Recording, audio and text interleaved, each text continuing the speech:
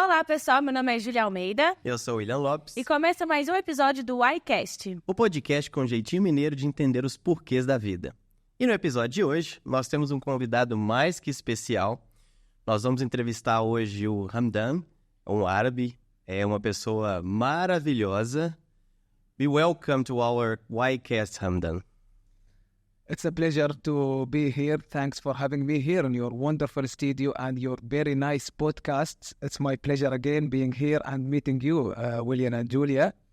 And to introduce myself shortly, I am Hamdan Al-Hammadi, an Emirati here from Abu Dhabi, United Arab Emirates. I don't want to talk much about myself, just to know my career here in Abu Dhabi is as an entrepreneur.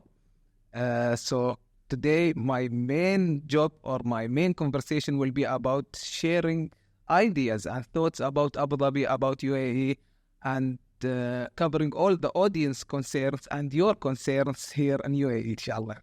Man, we have many questions to you. Very, very good. E pessoal, vocês vão perceber que nesse episódio eu vou falar às vezes um pouquinho em português. Nós vamos migrar para o inglês, então nós vamos fazer essa jogadinha. E para começar, nós já vamos começar com uma pergunta que é bem polêmica. E a Júlia vai fazer a perguntinha para nós. I have a controversial question. How is marriage in your culture? Marriage in our culture. Some people think that it's complicated, but I think it's very nice and it has its own unique way. For marriage, for us, it's a very meaningful thing to do. And also in Arabic, we have a say about marriage that it's the way of life. Then for both male and females. So yeah, marriage here takes a very, very long process for others or for the Western society, I can say. They consider it as a long process. But for us, it's a process that makes sure that this marriage will continue lifetime. So yeah, marriage can start in different scenarios here. So I want to make it as a story in here. First of all, I am not a legal expert. I am not a marriage consultant. I am just sharing my... Not even married, right? Not even married. Yet married. Not even married. Then I will share my own experience from the community, and I want to make it fully 100% genuine, inshallah. So yeah, let's say we have a lot of things to be in consideration for marriage here in UAE. First of all, as Arabs and Muslims, there are specific rules that all of us follow. Doesn't matter from which country, which region, which tradition. The Islamic rules of marriage. But when it comes to our community here in UAE, there are some slight differences also between Emirate and other, city and other, and also family and other. Everyone has its own unique traditions. So I will be speaking about my community, my tradition. So yeah, let's say I want to get married. I am prepared, myself, Hamdan, I am prepared for marriage. Everything is ready. Now I want to find my future wife or the bride to be. So yeah, I have two scenarios which will end up to the first step of the marriage process. So let's start with the first scenario. I decided to get married. I will go to my family, specifically my mother. I will tell her I am ready to get married. I have like 1, 2, 3, 4. I'm looking into a girl. Please find me a wife or a good. Okay, so it becomes first from you, and then you feel that, okay, now I'm prepared to have a family, to have a wife, and then you go to your mother, and then you start the process. Yeah. Then she will try to find me a match upon what I requested. I want I can be specific. Can you give her a list? For example, I want this, and this, and like I can choose everything. I want her to be white. I want her eyes to be white. I have a close friend. Then he took his mother then to Yas Mall here, one of the biggest shopping malls in Abu Dhabi. Sat in a Starbucks in the corridor. Then because his mother was finding him the wrong match. Then he say, see, mother, this woman is the woman I'm looking for, like this. Or see, her height should be like this. Or see, so it's for his mother to see. Nice. So she will try to find me a match there. Or in the other scenario also, it's allowed, it's not wrong for myself to find a match in a respectful way. Could be in a work environment or in a respectful place, such as an event. So let's put an example. I was in a book fair. I go to buy a book. There was a girl there. She's the one who wrote the book. I met her. She seemed nice. Then I decided that she could be a potential match, or I am interested in her. Then it will go to the same process. I will try to get her family contact there, from her, from whatever, as they say. There is a will, there is a way. We will get your family contact. But you don't go strictly to the girl. You go first with her family, and then you keep going the process, or you can talk directly to the girl. I won't, 90% of the time, I won't go to the... It can happen. I go to the girl. I thought that you are beautiful, or I thought that you are respectful, and I want to propose to you in the right way through your family. Then either I will get the contact from her or from somewhere around her. But either my mother find me a match, or independently myself I find a match. Both ways will come to the same place. Now my family is leading. So even if I get the contacts here, I will give it to my mother, contact her family. Or my mother find for me the match, she will contact her family. So usually the first contact will be, for nowadays, through the phone. Let's say my mother will call her family, her mother. We are interested to see your daughter, to get to know your family more. We want to come here for, in Arabic, we call it as Sharia look. Then we want to have the first look at your daughter. Then and get to know the families. So the family themselves, the daughter family or the girl's family, can ask some questions through the phone, such as the main questions. Okay, where does your son stay? Does he have a stable job? What's his job? They might get your details, check about you. The goals for the future. Yeah, everything. But it will be just the main questions. Then, because it's all through the phone, it's the first time we call it. Yeah. So contacting them, they might take a couple of days to give you the approval to come and see the girl and meet the family. So let's say they agreed and approved and set a date then for my family, the man's family, to visit the girl's home. So I will take my full family, my father, my mother, my brothers, my sister. All of us. Imagine. Yeah. So all of us will go to the girl's home. Then usually in our culture, men and women meet separately in different rooms. For our cases, different majlises, living rooms. So yeah. The girls, my mother, my sisters will meet her mother, her sisters. They can invite other family members such as aunts, uncles also. And myself, my father, my brothers will meet her father, her brothers, her uncles, whoever is there, to get to know each other more. It's a big event. For us, that's the smallest event. That's just the first contact. We are here in a very small gathering. Trying to get to know each other. So, especially the daughter's father, he will be so specific. He can be tough on his questions. He wants to know everything about you. He wants to know that he's choosing the right match for his daughter. Like a father must be. Yeah, like a brother.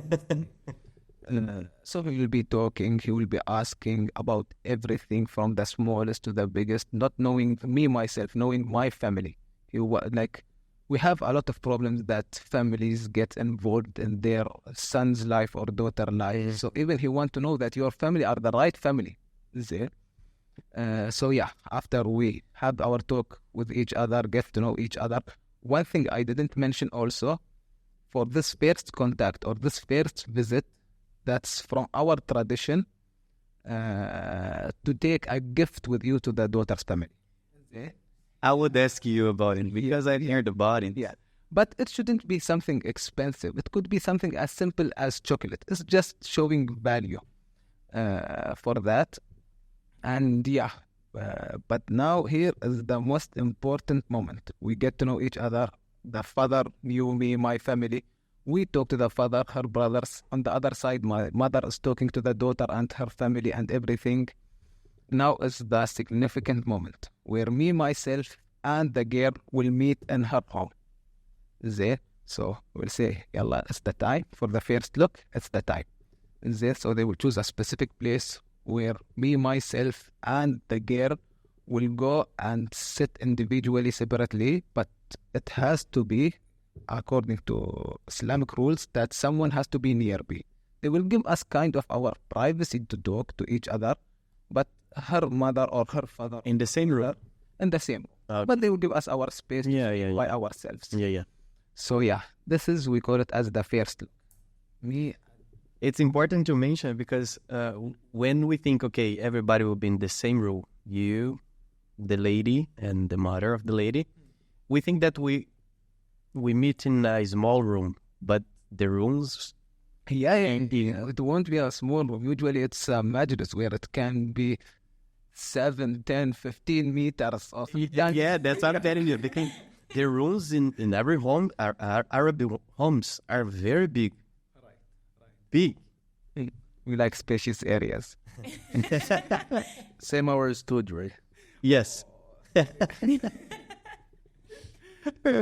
Then, here is one thing. The official dress in UAE, based on traditions, culture, and Islam rules for girls, is abaya. Yeah. They wear the long, loose dress and the shela, where they cover their head with a headscarf or a veil, we can call it also. But at this day, the girl can choose whatever clothes she wants to wear, any respectful clothes, and she's allowed to stay without her shela, the veil, so you can see her in her natural way. It's new to me because I thought that you should meet her and stay with her during this process wearing the traditional clothes.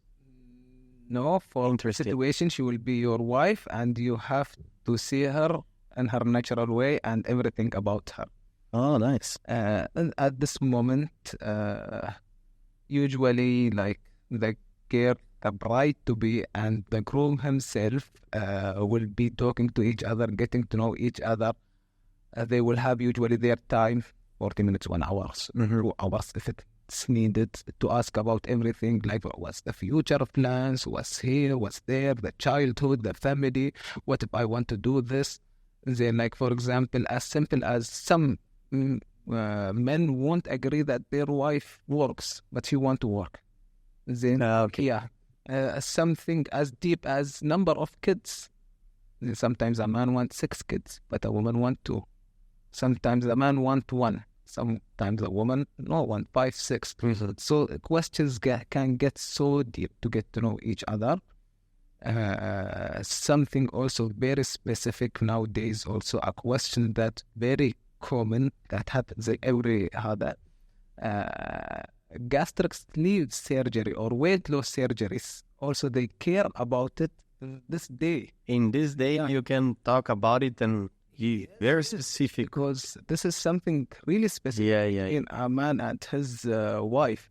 So usually this is a question that became so common these days that a man want to know if the lady has this kind of surgery before, or the lady want to know if the man had this kind of surgery before. It's personal preferences, but something that has to be mentioned also all the time. So let's say me and the lady were happy, we met each other, the families were happy to meet each other. That's class. We'll say thanks for having us here. We will get back to you as soon as possible, and they will say the same thing. We'll leave back to our homes, they will leave. They will think hard. So now we will have our time. The man, myself, I will have my time to think about this girl and her family and ask her surroundings also I can. Or themselves, the girl's family will go and ask about me. Then try to reach out my friends, my uncles, my co-workers, go and ask the police about me. Do I have a criminal record? Then, and one thing also, like if they go to ask my closest friend about me, they were able to reach him out and go to ask him. He will say the truth about me. He will not try to hide because I am his friend. Is it? because usually it's not only Islam that encourages us, our religion that encourages us to say the truth. It's a girl's future. Yeah. If I have something bad or something wrong, he don't want this to his sisters, or he don't want this to his close friends. So all the time, like, he will respond 100% real about this, about me, and will answer all their questions. Until here, this point, how long does it take? In days, maybe months? No, this process takes maximum of 2 weeks. Okay. It can happen in 2 days. Yeah, so it's a short time. Both of us can leave, and on the second day we say, I agree. I will call the family here. My mother will call them. We agree, we want your daughter. They can reply, yes, our daughter and ourselves want you also. If there is no agreement, the conversation stops there, and there's no agreement. Like, it could be the second day, or our girl or our family themselves don't want your son, don't want to connect us. Then it will end. Well, right? okay. A lot of conflicts happen. I know a lot of people get sad of each other. Yeah. Especially if someone proposed to someone close. Yeah, because they have feelings. It's not just, okay, I don't want. There are feelings related to this process. So exactly. Yeah. We have feelings. We have to understand what's happening, what's going on. Yeah. So let's say we asked about each other. Both of us agreed. Now it's the official proposal. Now we are asking for the girls. We want to put the ring there. Okay, so the daughter's family agrees, and my family agrees. Let's say we'll call them. We will set a date for the official proposal. This proposal in Arabic we call it as khutbah. And this day we can buy the rings, we can go there, propose officially to each other, and agree on some terms that are mandatory in the legal law and in Islam and in traditions. Which one main thing will be in Arabic we call it the mahar, the dowry. It's like kind of a gift or a money or something with value that you give to the girl herself on this day. Not on this day, but including the contract of the marriage. Yeah. So usually, since it's ever happened, it's not like the price of the girl or something like that. No, it's just to show value and commitment. Yeah. So the UAE have suggested, I know, that the dowry shouldn't exceed 50,000 dirhams. Or it should be 50,000 dirhams. Okay. 90% of the time, people don't follow this. No one cares about it. Yeah.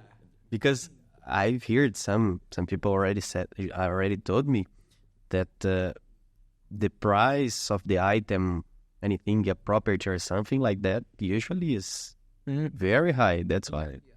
What I can see from my surroundings here, that now this dowry averages in UAE 100 to 120,000 dirhams.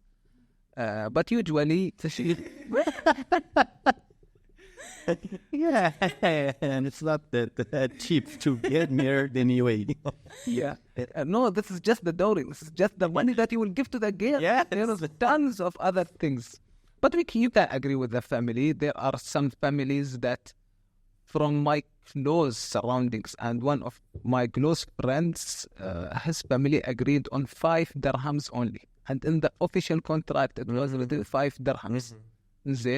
Some of them, we have the stories that they did it for 1 dirham. Some of them did it last week. It was all over social media. Someone gifts his wife 5.5 million and a Range Rover.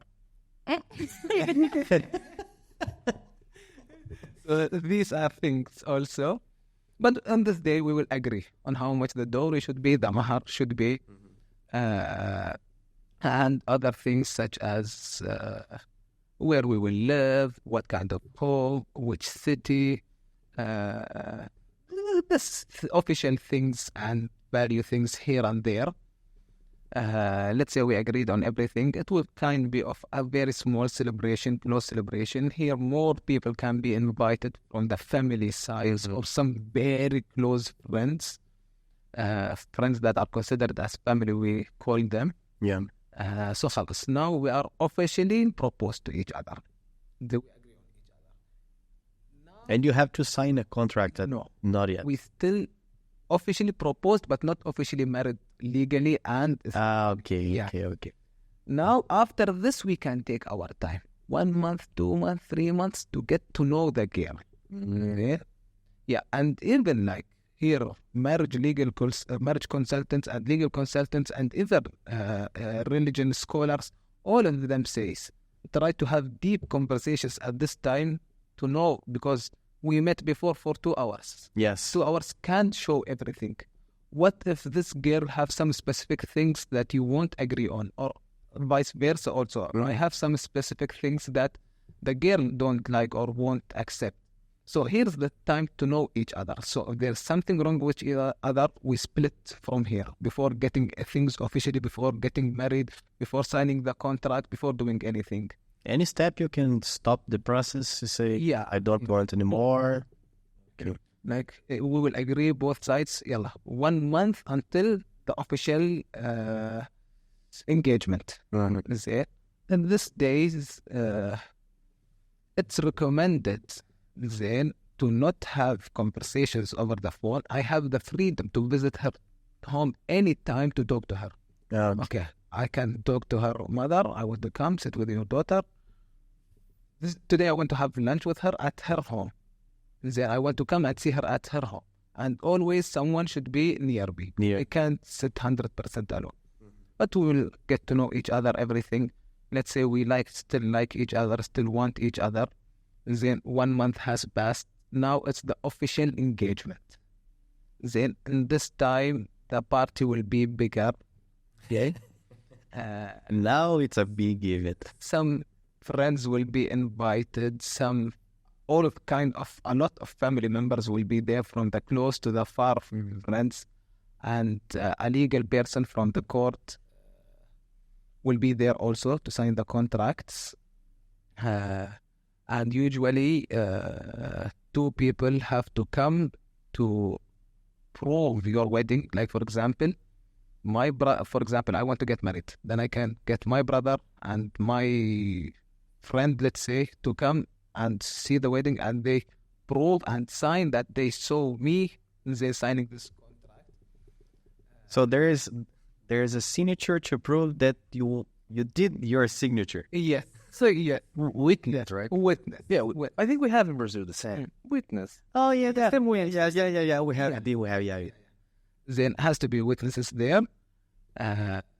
Then this legal consultant or this legal person from the court itself will ask you that you are marrying her on your 100% free will, and will ask the girl herself that she agrees and she's marrying this person on her 100% free will. Because one thing which Islam is 100% against, and it's considered sinful, to let someone get married against his will. Like for a father forcing his daughter to get married. Oh. Then, so this guy has to check that and listen to the girl herself saying, I agree on my free will to get married to this guy. Both of them will sign, will have a party, kind of still a small one. Then 150 people will be there. In smaller families, in bigger ones, some bigger number will be there. Usually the celebration won't be much for men on this day. Mm-hmm. It will be for women. Women like to celebrate everything. Yes. Yeah. It is not just here in Brazil, is it? Baby reveal, let's make celebration. Yeah. Finger, let's make celebration. Yeah, they want the celebration. Oh, my hair today is so... Okay, today, let's celebrate. Oh, today we finished podcast, let's celebrate. Yeah.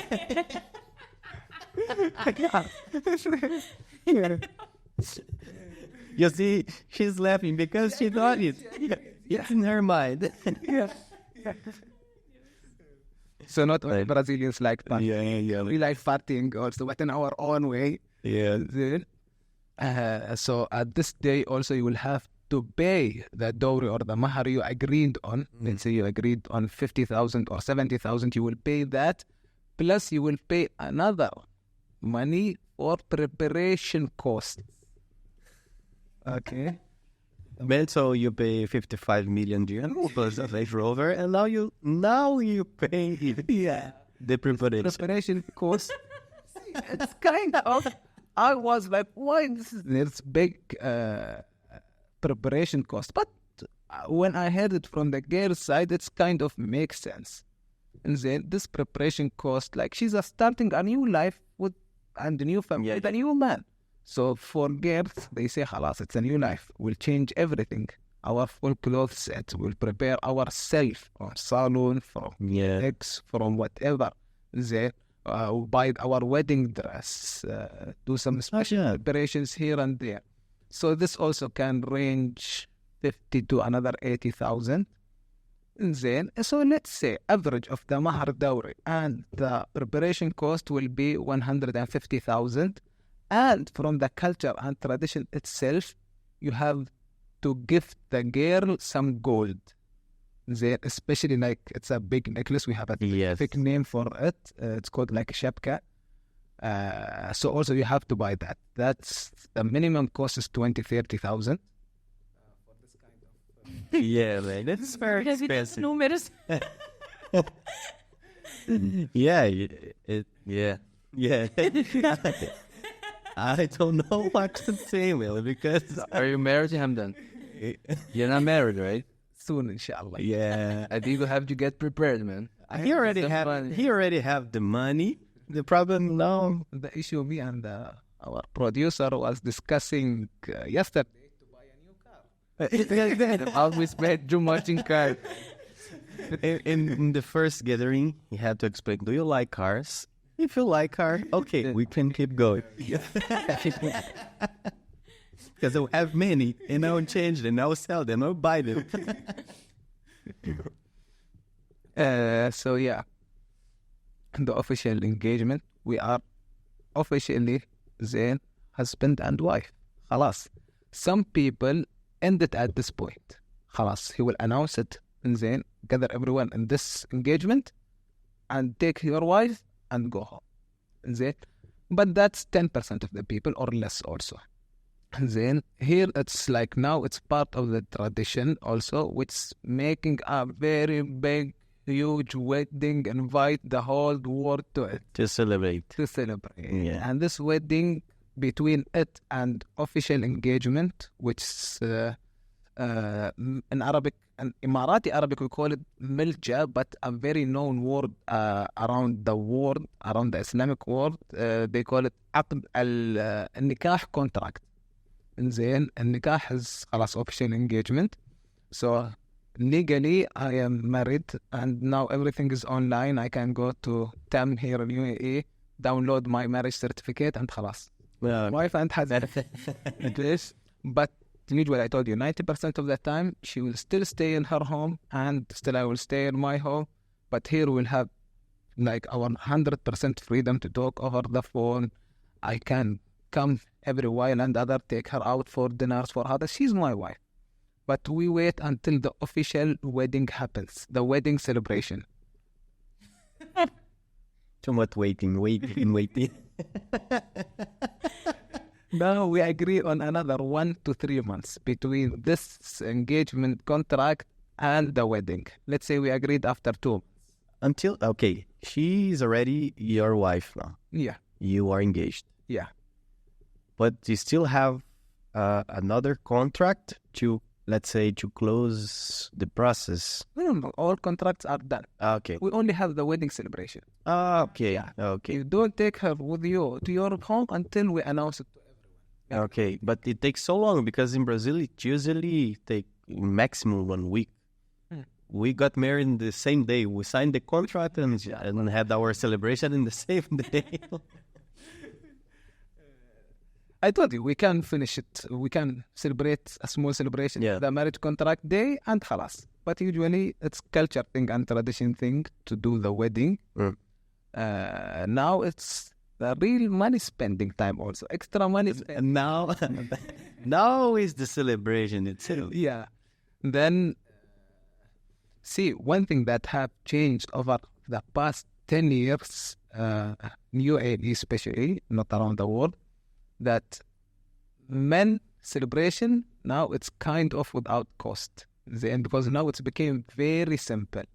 But the women's celebration, which cost a lot, where you have to book a very big wedding hall in a fancy hotel, prepare a very fancy dinner, prepare a coffee corner, prepare a perfume corner, prepare a fancy car for the groom to arrive there. No going out.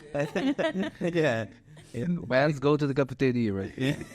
And then just, okay, let's go to the cafeteria. That's it. Thank you, guys. That's it for today. See you tomorrow. So we'll start the preparation of all these things, find the best florist, find the best decoration guy, find the best hall for the wedding, start sending invitation cards to people, 600, 700 people. That's only from the woman's side.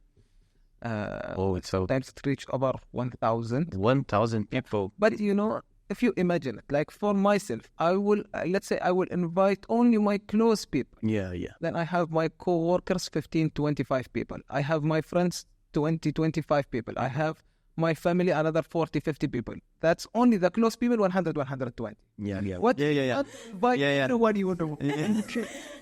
Yes. The super I agree. guy, the guy, everyone. Yeah.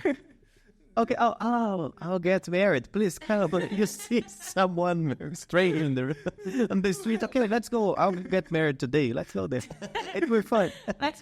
Let's bother. Yeah. So yeah, let's say the wedding day has came. It will be a separate wedding, but like celebration for the male, for the men, and for the woman. Now, for nowadays tradition, which I told you has changed over the past 10 years, myself as a man, in UAE, we have a lot of majlises or halls, multi-purpose halls around UAE, around Abu Dhabi here especially, that I can book for a specific day. Then, and the government themselves will provide the snacks, the coffee, the chocolate, the fruits, and then perfumes also, and the bukhur. For anyone who's invited, and you can invite everyone. Then the only thing that you will have to pay for, if you want to bring a singing band, then usually it will be a traditional singing band with a traditional dance for the male. Then you will send invitation to whoever want to come, because you know this will be in kind of afternoon to evening time.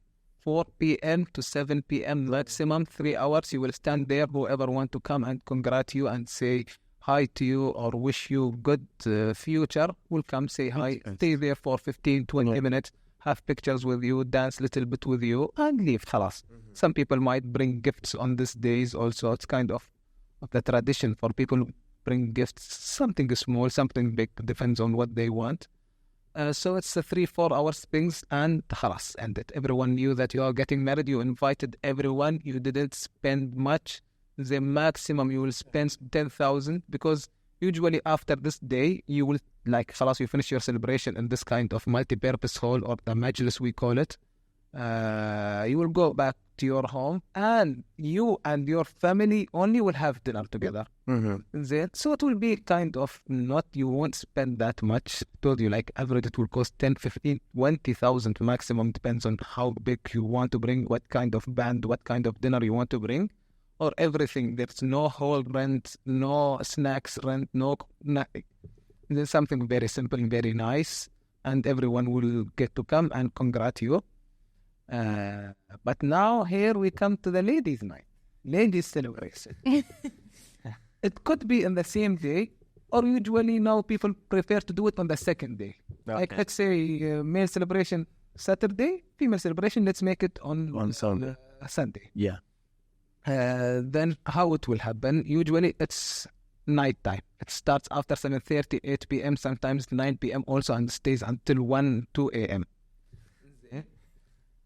That's a big And I told you, they will not only have coffee, snacks, some fruits. No. They will have the fanciest dinner, the fanciest appetizers, the fanciest desserts. They will have, I told you, special coffee corners, special perfume corners, special photography corners. Whoever want to take pictures with their families, with their, with the bride herself and everything. And depends, everyone like want to have his special kind of celebration. But on this day, I told you, everyone will get to say hi to the bride herself, then congrat her. A lot of people will meet each other, will congrat the family themselves. She will stay there, like usually she will arrive later also, be preparing herself, like the invitees are there by 8, she will be there by 9, 9:30, will sit on the stage and Ladies always late. yeah. Always late. Always late. Can't be here. Yes. So now, in the same day, in the same hall, in the same stage, the groom will be there. He will come there. But he will arrive like the latest, 1 hour before everything finished, maximum 2 hours before everything finished. He will give the lady her time. Then he will come. There's 2 options. Either she will be sitting there already on the stage, or then he will enter with her and they will walk together. That's it. Yeah.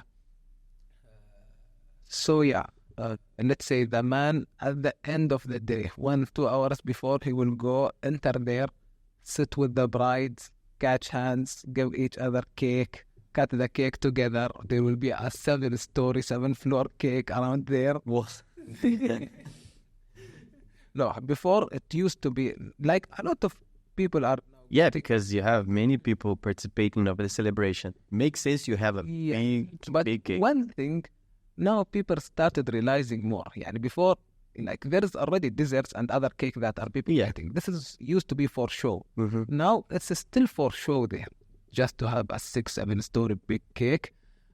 But usually it will be a full fake cake and a very small. The cake itself. Yeah, where you cut and then just you cut it there. Okay. That's also. Just to take a picture too. Yeah. Makes sense.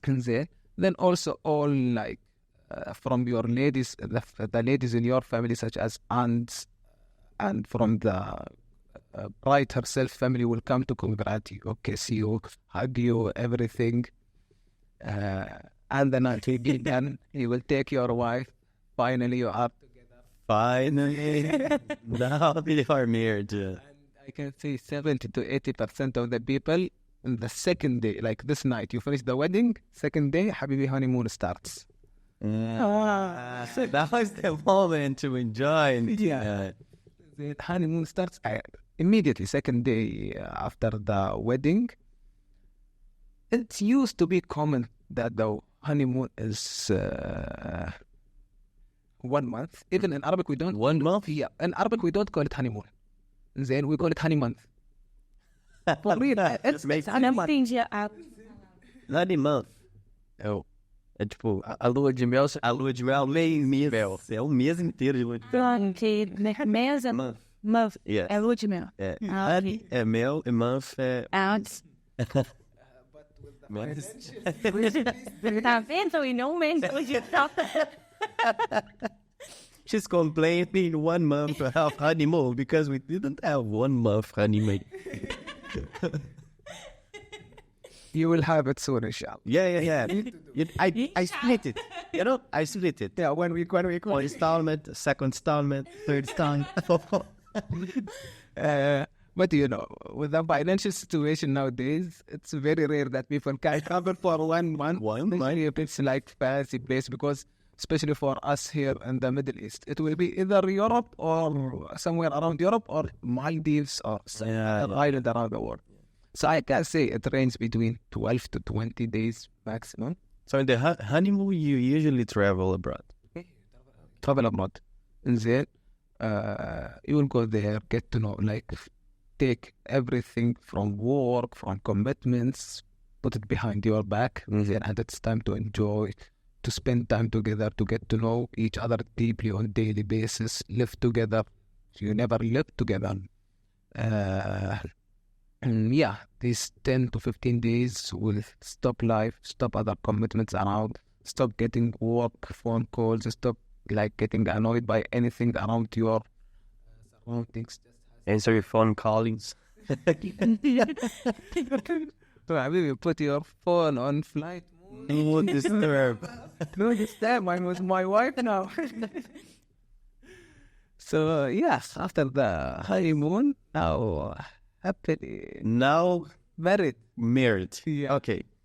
From the first step until the honeymoon, how long does it take on average? See, I can see an average from what I saw in my surroundings, 5 to 8 months. 5 to 8 months. Yeah.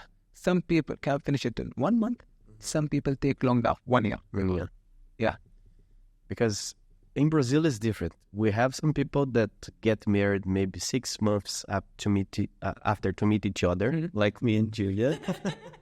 And we have people that be engaged for maybe 14 years and then decide to get. Yeah, it's different. But what I see, people around the world, they have different ways to get married. But in the end, everybody has a culture. Everybody has a step-by-step to get married. Yeah, it's nice. I have a question. Keeping the topic marriage, is it possible a local to get married with expat people, expat lady, or the lady is Emirati and get married with a boy from outside? Yes, it's allowed for both sides. But now let's start with the man himself. Okay. In the male himself, if he want to get married to whatever nationality around the world, he's allowed to do that. Okay. But now it comes to religion. He's only allowed to get married to 3 religions. A Muslim, allowed to get married to Muslim lady, Christian, and Jewish. They're only these religions where the legal consultant in UAE or the legal court in UAE will accept him to get married. And in Islam, he's only allowed to marry from these 3 religions. With a girl, she's only allowed to get married to a Muslim. She's Muslim. She's only allowed to get married to a Muslim man. Doesn't matter what's the nationality. Yeah, so if a man but here is the catch.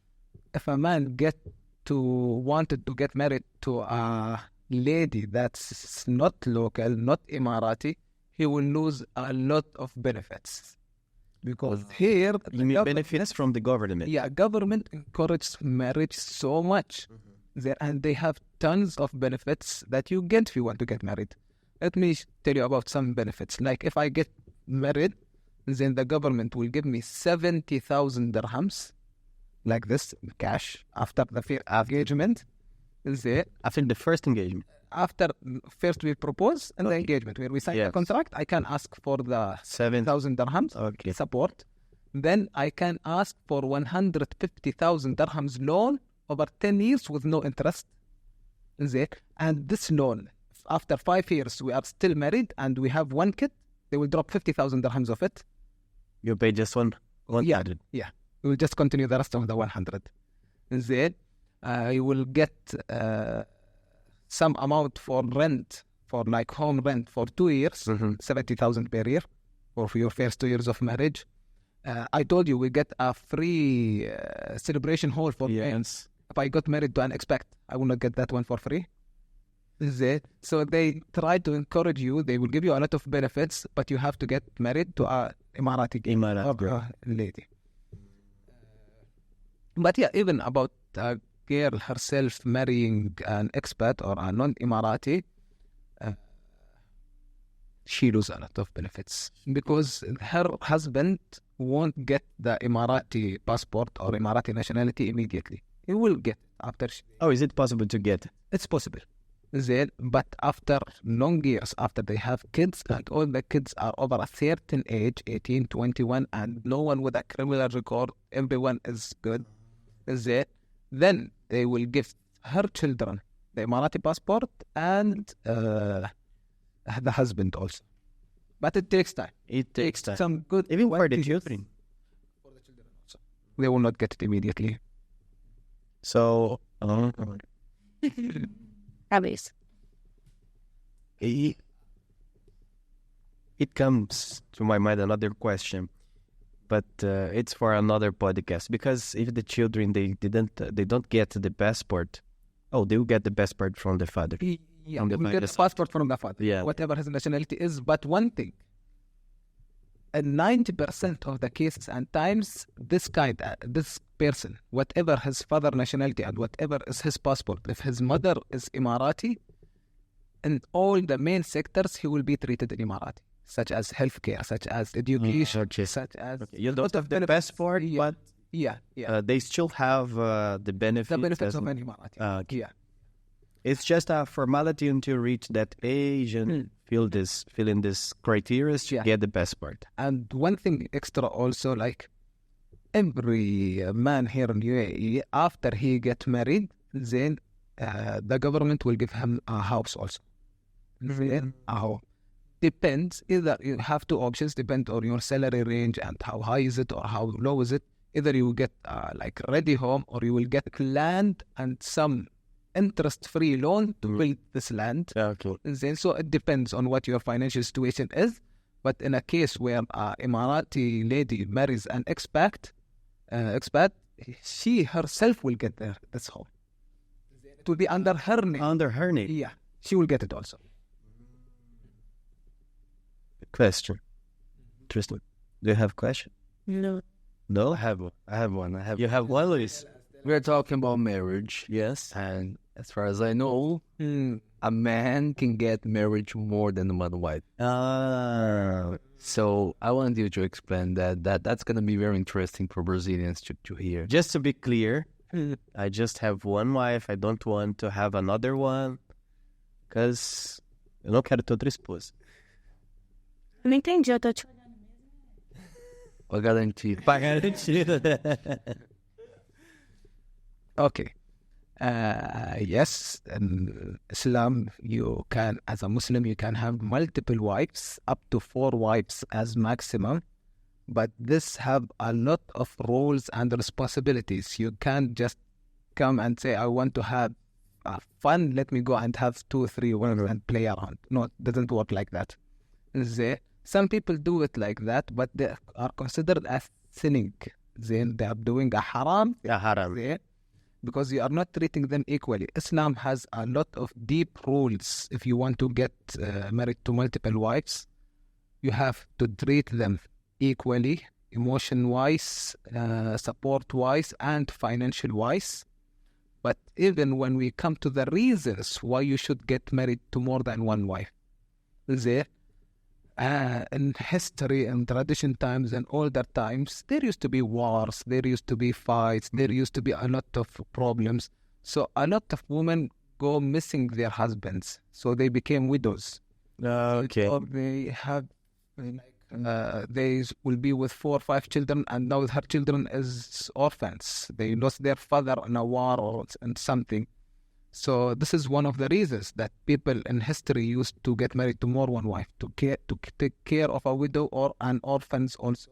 To make sure that the lady will have someone to provide all the things to her.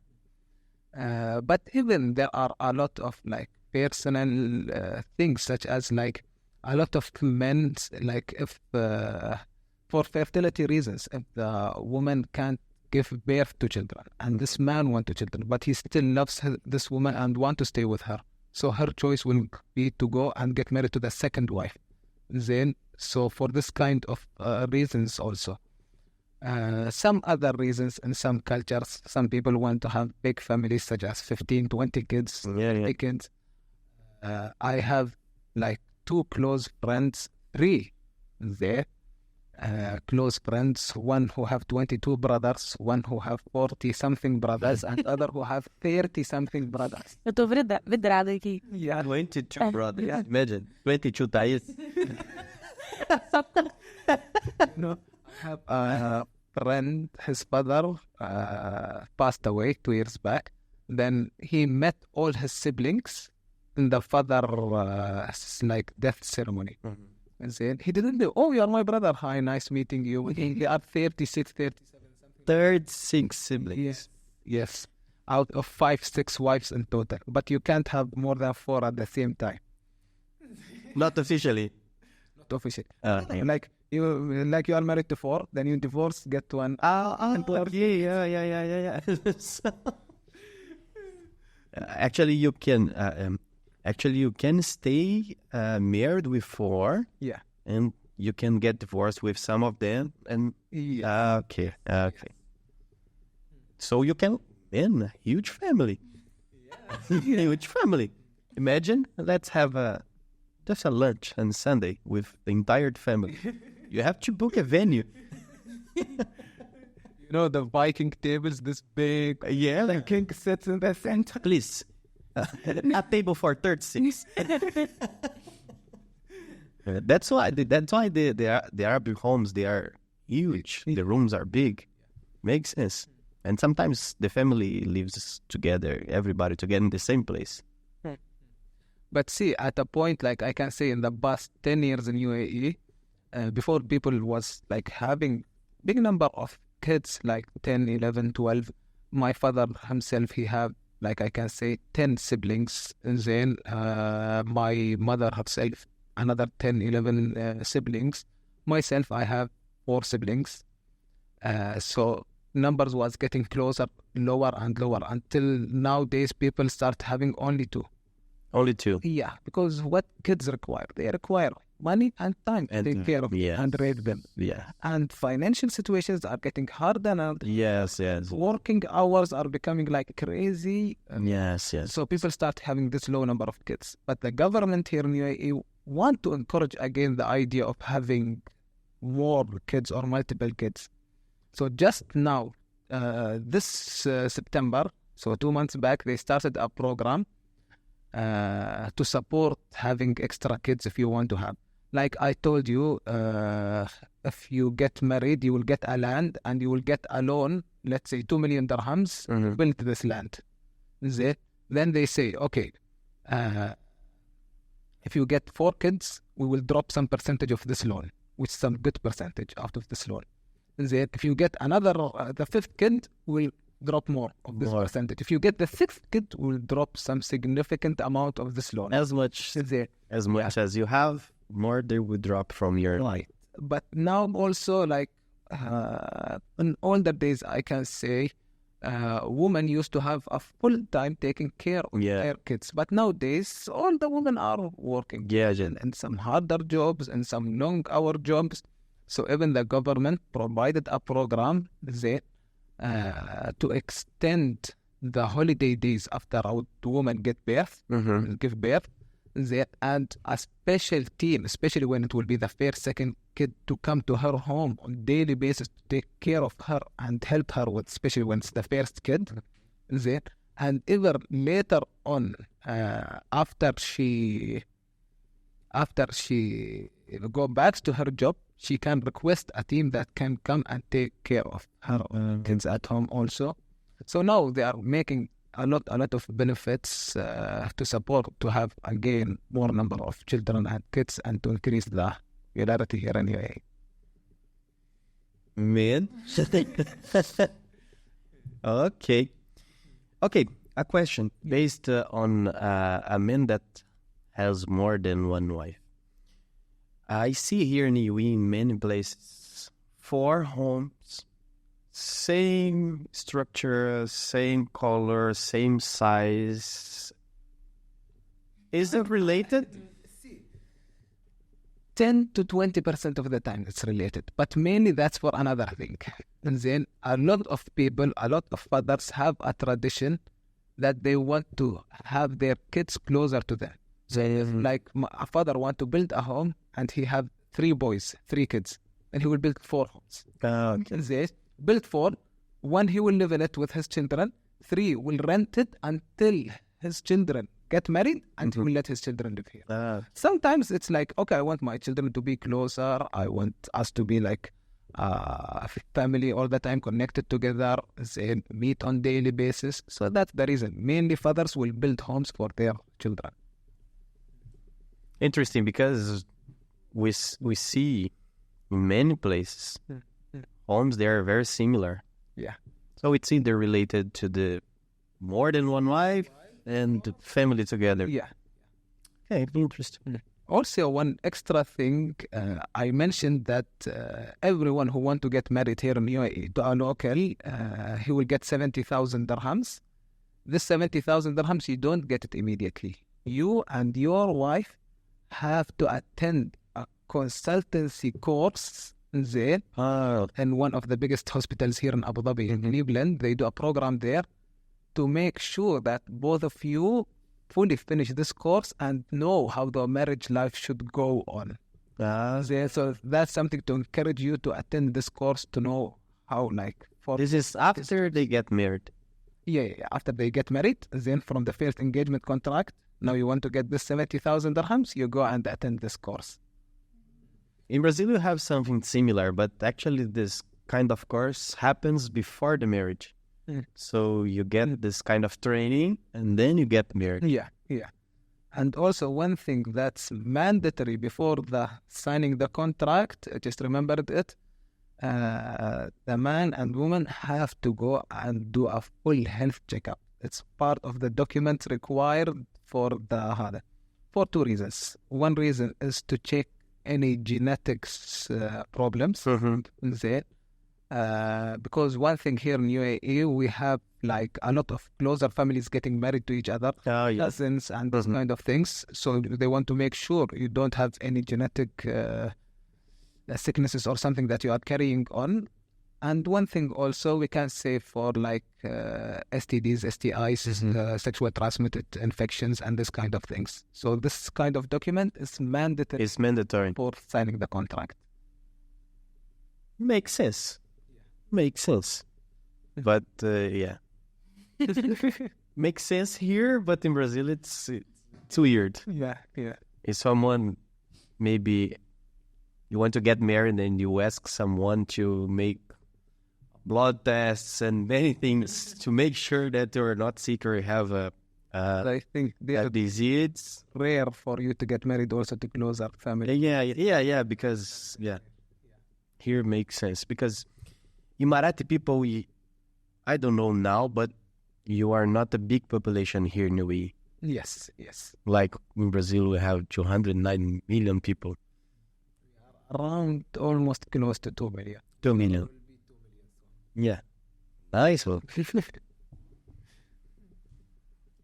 do Instagram? I'm impressed with some with some information. I have some questions to you from Instagram. Okay, nice. Yesterday, you saw, I opened on Instagram. Yes. Qual que você fala primeiro? Yeah. I have here, let's see. What do you think about Brasília? Oh, yeah. By the way, this question is here. Paulo Medeiros did this question. What do you think about Brazilians and Brazil? Okay, what I think about Brazilians and Brazil. I have a long-term experience with Brazilians since 8 years now. Our producer here. Yeah. The boss. My friend. We almost know each other for the past 7-8 years. First impression, like I never met any Brazilians before. I met, like I was doing some jiu-jitsu courses. It's where first Brazilians start coming to UAE here. They were our jiu-jitsu trainers. So I met some here and there, but I was not close to anyone at all. But after I met Luis, okay, so Brazilians are smart people, I say. Not only football players, they are tanning on the beach. Okay. So yeah, one thing weird I find that about them that Luis himself and multiple other Brazilians who was with us at that time was straightforward with a lot of things.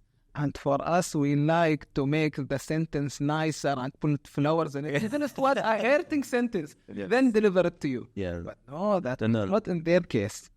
But yeah, I think Brazilian community and Brazilians are very nice people.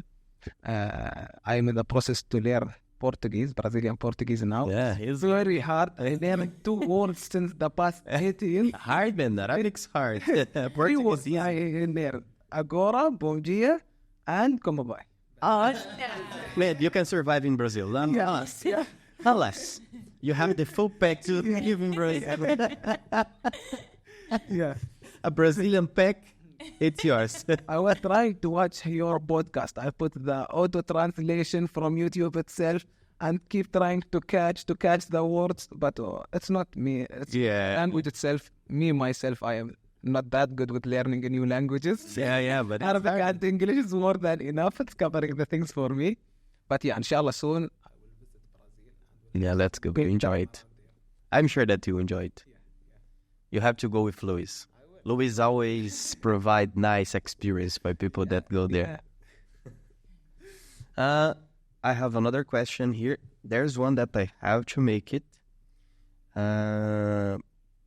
This comes from my mother-in-law, so I have to do it. You have Yes. She's asking... hi to her. Aí, sogrinho, esse é pra você. She would like to know about your clothes, candora, abaya, and etc. If you have to wear it every day or just for a certain case. See, when it comes to male, it's kandora and this headscarf, which we call it ghatra. This one is, which I'm wearing currently, the ghatra, asama, or safra, whatever we call it. This is not kind of the formal wear. Then this on public, on daily basis, you wear it. And the kandora, no, it's the formal one where it comes wide and has no high neck here. This is the official kandora that I am wearing. And when it comes to the ladies, abaya, long abaya, loose with a shela is the official one. When it comes to men clothes, why is this kind of clothes that we wear? Two things. First, because of our prayers. Then we have to pray 5 times a day and we have to get our full body covered. So this is for our prayers. For our weather, there our weather is hot. We need something white, light, and free and loose. Yes. There. And when it comes to the older days, people used to travel in the deserts with camels and this kind of things. Then so we invented this headscarf. Protect our heads from the sun. And there is a kind of a band that we used to put it here around our head. We used to use that for 2 reasons. One reason was we were like traveling with camels on daily basis in the older days. So this band it's like a big circular black band, very hard one. They used to turn it and put it in the legs of the camel if they want to walk slower.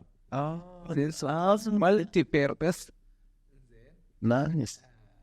You mean that black one that sometimes it's hard to place it because it's... See, the black one, which I got, which we wear it on daily basis and work because it's the formal one. This kind of a formal dress around the Arab countries and the GCC region especially. And then, but there is another small one. I can show you the picture and we can place it for them here. Okay, yeah. Inshallah. Then this one is a multi-purpose use. And when it comes for women, also, when it comes to the abaya and shela, it's like to cover themselves as it's prohibited in Islam to wear tighter clothes or show off parts of their body. But it's not mandatory like I want to wear now pants, jeans and t-shirt. It's okay. It's normal, yeah. And then if women want to wear another kind of loose clothes and still cover her head, it's normal. No one will judge. So you have the option. But nice clothes and easy to wear. Yeah, why not? Yeah, that's the point. Yeah. That's the point. Last question here. Let me see. This is a good one. This is related to the religion. Could you clarify for us the relation Jesus and the Muslim people? Yeah. So when it comes to the Prophet Jesus, for us, In Arabic, it's Isa. he's Isa. Yeah, he's the Prophet that all of us respect and follow his rules, and we have his stories in Quran itself, and we believe everything was said to him, and that the Bible came to him as words of God. So yeah, we do 100% believe in Jesus and trust his real words and official words, and he's in there. Yeah. For the first time, one student explained me more about that you have, it's mentioned about Jesus in the Al-Quran. So to me, it was brand new, because in my head, we learned that there is no relation between the Muslim and Jesus and Christian in the end. But if you study Bible and Al-Quran, you see that. In the Quran itself, there is a full chapter named Surah Maryam, where give the full story of Jesus from the day he was born. Maryam is the mother of Jesus, yeah. It's Maria in Portuguese. Interesting. Nice. Essa. Okay, good question.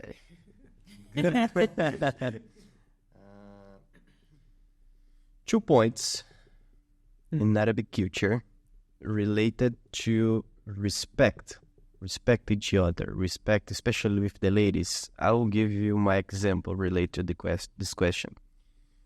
I was shocked when the first time when I arrived in UAE, I got a lift, and there were two ladies in the lift. No man went inside. Let the ladies go alone. I didn't know that. So at the first moment, the lift is here, I'll go inside. I looked around, no one moved.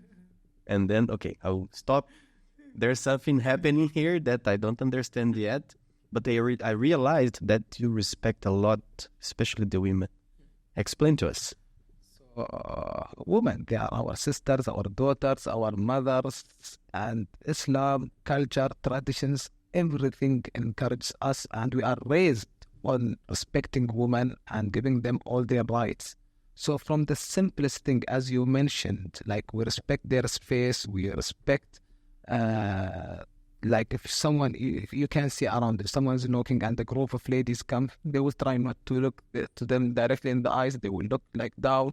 Whoever the lady in the work environment and like a study colleague or even some in general, if you don't know, we will always call a woman as sister. Okay, sister, can you help me with this? Sister, can you help me with this? We always try to give them their space, give them the respect they deserve. We are very supportive to whoever woman, like in the simplest things. Like if a woman gets in trouble in public, we have that in our heart. We are raised on that, to feel jealous over that woman. Then we don't want anyone to hurt her. We don't want anyone to do something bad to her. Like in the simplest thing, you will see a man protecting a lady that he never knows. Then we have that jealousy in our heart. We are raised on that we need to protect all women. We don't want to get any woman around here hurt or bad thing. Nice. My experience here is that you are respectful people. Honestly, more respectful. More questions? Não, eu queria falar, para ele falar, bom dia em árabe, Ok. tchau, e se Deus quiser. Não, tchau, você sabe. Mas ele falar, Tá. é legal. She's asking you to speak in Arabic. Good morning. Que mais? Se Deus quiser, é inshallah. What inshallah means? E Halas? halas. Yes. O que significa? Você fala português e ele fala em árabe. Ok. So, então, inshallah. Inshallah. What inshallah means? Yeah. Halas. And good morning. How to say good morning in Arabic? So good morning is صباح الخير. Man, it's hard to pronounce. Sabah. Morning. And خير is good. Okay. So صباح. Try. Sabah. Sabah. Sabah. الخير. Esse é o bom dia, galera. Bom dia. Agora, inshallah, que é se Deus quiser. Yes. Inshallah, the word that we use on daily basis, every moment. Probably I mentioned here in our conversation hundreds of times. So, inshallah translates to if God wanted. Then, if Allah wanted. Then, so, will you come tomorrow? Inshallah. If God wanted. Yeah. I will be there. Acho muito chique, inshallah. She likes it a lot. She learned inshallah expression. Now she uses it every time. Inshallah. No. I ask her, for example, did you prepare the breakfast? Inshallah. Inshallah. I love inshallah. Sure. E halas. Halas. Halas, o que significa? Okay, the meaning of halas. Halas is done or finished. Ok. É tipo ok, que tá concluído e fim. Yeah. It represents the end of an action or... Yeah. But we use it like for multiple purposes. Like, salas is finished. Is it? But I can use it like, khalas, this podcast is done, like that. Or the water is finished, or khalas. Then finished, and then khalas. Okay. But it's like usually used mainly in UAE. Then, and because, Arabic have tons of dialect. Yeah. Around the full, have some parts of Africa have their own Arabic dialects, and full GCC and Middle East have its own dialects. But even here in UAE, from Abu Dhabi to the other 7 cities, 7 Emirates, so the further you go, the more you move, the dialect changes. Every family have its own dialects. In Abu Dhabi itself, multiple families will have some small differences here and there in their dialect also. Yeah. It's different. In Brazil, inshallah, we heard it with a soap opera. I think translated to English is Indian Road or something like that. That the ladies all the time, the chapters, she said inshallah, but not with this with this accent that you speak. Yeah. It's a little bit different, but I learned about it at that time. And here I use it every time. We use Alhamdulillah also. Thanks God. Yes. It's thanks God. Yeah, it's thanks God. Yeah, but this one is hard to spell it. Can you do it, Liz? Alhamdulillah. Mashallah. Mashallah is not Masala. Masala. See, it translates to goodbye, but if I will translate it on the exact sentence, like I can say it's more as a stay safe. Okay, stay safe. Yeah, but we use it as Take care. goodbye. Yeah, take care. Passa pro português para as pessoas. Traduzindo, seriam se cuida, tome cuidado, vai com cuidado. Gente, na escola lá que eu trabalho, na hora que a gente estava indo embora, eu falei massalama pra todo mundo. We were yesterday in the job. She learned this word. Aí eu, massalama. Everybody that crossed her, masalam. Yeah. We're learning some Arabic words. Yes. And you, Luis, do you have Questions? considerations? I do. I have some comments actually. Asking him, then I'll put him in trouble a little bit. I tried, don't do it, but okay, it's your turn. He's already in trouble. Yeah. And, we're from the other side of the world, and especially Muslim religion bring us, before knowing this place, different perspectives. Like, we see a lot of movies, terrorisms, and these things. And after moving here, I noticed how people are loving, how the religion is like really respectful, how people care about each other. So let's come down to leave a message to the world, to say, something related that the Muslim are welcoming other religions, they are really loving people, and all this image of healing or terrorism has nothing to do with Muslim itself, Can you say something about it, Hamdan? So I would like to say to the whole world around there, Brazil or whoever around the world, the Western region, from whatever nationality you are, from whatever religion you are, from whatever ethnicity you are welcome here.